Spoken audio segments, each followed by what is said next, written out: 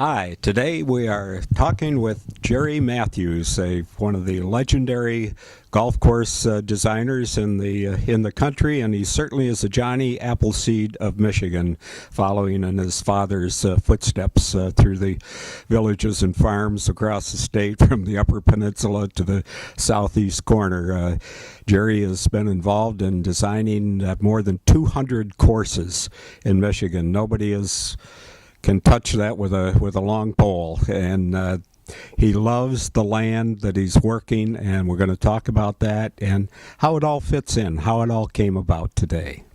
We happen to be in Birmingham, and there are two lovely 9-hole golf courses here that the Matthews family has put its mark on. Lincoln Hills over on the west side of town, and Springdale on the north side of town. So, Jerry, which one should we start with, Lincoln Hills or Springdale? We'll start with Lincoln Hills because that was done earlier. In 1963, my dad designed it, and it was a new 9 at that time. And I had just started working with him and was there twice, as I remember it. I was his gopher boy. I got to stake him out, and I did all the drafting, but that's not my design at all. That's my dad's. Well, both Jerry and his dad, Bruce Matthews, are in the Michigan Golf Hall of Fame, deservedly, for all the work that they've done. You know, if you played golf in Michigan, it's a cinch that you have played on a Matthews golf course. So at Lincoln Hills, it's a real neat, nicely treed, beautiful course.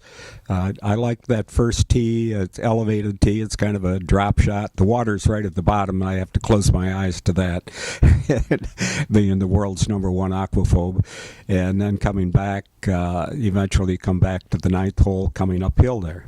Well, it is, even though I wasn't there much on the original, I did do, in 1996, we remodeled part of holes 1, 2, 8, and 9, and because they put in a huge detention basin. They buried it, and now there's a building there, and so we were just involved in rebuilding what basically was already there. So we were there then, but it's an interesting piece of ground for a 9-hole golf course. It's got a nice clubhouse, and the land. It surprises you when you drive by there. You don't think, hills? You know, where are the hills? And then when you get in, yeah, there are. It's you're starting from the top of a hill. That's true. It's deceiving, and I think the thing about that golf course is, back in the '60s when I started with my dad, he was I would call him at this point a fairly conservative golf course architect.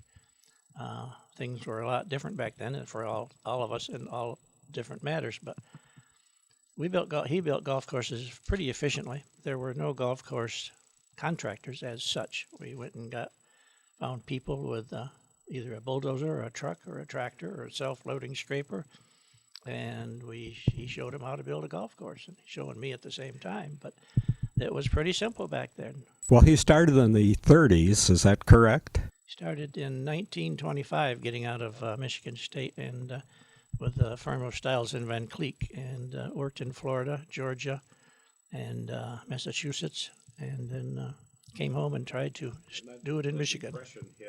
And the Depression hit. Kind of lowered the number of golf courses being built, and actually you learned how to do them conservatively, not all the bells and whistles that is evident in some courses today. Well, that's true. Even as I think about it, when he became the club manager and superintendent at Green Ridge Country Club in Grand Rapids, and he was in that position for 27 years, and that's what I grew up in, that environment. But he always, what we would call moonlighting. He always designed courses for people who wanted to design. I don't know if he charged them anything or not very much.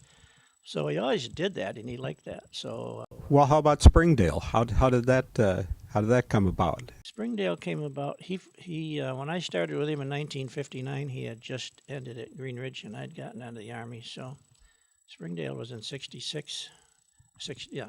I'm sorry, and I don't know anything about the origination of that contract. I just know I was there and working and working on running around in the dirt. But it has, again, here's a little bit different land to work with there, right? Well, it's not. I don't know how that fit in with what he had done, but he always liked what nature had put there. I mean, that's a part of we could call it simplistic or smart. I don't know which. But he didn't move a lot of soil. He didn't believe in that. And this is what we did when I started with him. We still didn't move a lot of soil. We didn't do any fairway bunkers for years. He didn't want fairway bunkers. He wanted a golf course to be fair. He wanted to be challenging. And because he was in the business, he wanted to be fairly easy to maintain. And that was always his That's pretty smart work there, because a lot of times you see some bunkers that takes a lot of hand raking nowadays, and all you can see is kind of money going out the window there. And we all know that the business has changed considerably. I mean, if I don't know what he would say if he had seen some of the things that I've been doing, but the game of golf has changed. Talk about how you started. Then he wanted the average person who plays, which is probably 90-something% of the golfing population, to have fun playing. True, we did. And he just wanted a good basic design, and I think he did that on all his courses. The layouts are really good basic because he believed in having space between greens and tees. Nothing always is perfect, but he really believed that. And so I worked with him for years on that, and he put me as a foreman on a golf course down in southeast of Detroit. I forget the name right now. And I was the job foreman. So he made me learn hands-on how to build a golf course, and I did. Okay. And I really did. I helped. How has all that changed? Well, it's changed I think it basically changed as I see it when Gary Player and Jack Nicklaus came along. People started watching, and television came along. People started watching golf at a much higher level than they ever did. Obviously, television would help do that. But they became interested in all facets of these courses the pros were playing, and so pretty soon people are saying, well, who designed that? Well, then they would talk about that, and then they'd say, who's the superintendent there that grew this beautiful grass? And they would talk about that. And it went from there into making golf courses much more challenging, much more, in my world, beautiful. They did an awful lot to make a golf course look pretty. That's not a sophisticated word, but that's my word for it. I'm a strong believer in the visual aspect of a golf hole. Each hole has a visual aspect, and that's why I think people go away from golf courses saying, what a beautiful golf course. I don't think they meant their score was beautiful, but they meant the golf course was. I firmly believe that. So it went there to, bunkers and mound work and 2-row automatic systems and then 3-row automatic irrigation systems. And of course, with that, the cost went up. As the cost goes up, you have to charge more. And I think that, and ultimately, I think that type of golf course, they're making them more difficult. I'm not getting off my track now of what we did, but we're all in it. And golf courses became more difficult to play at that point.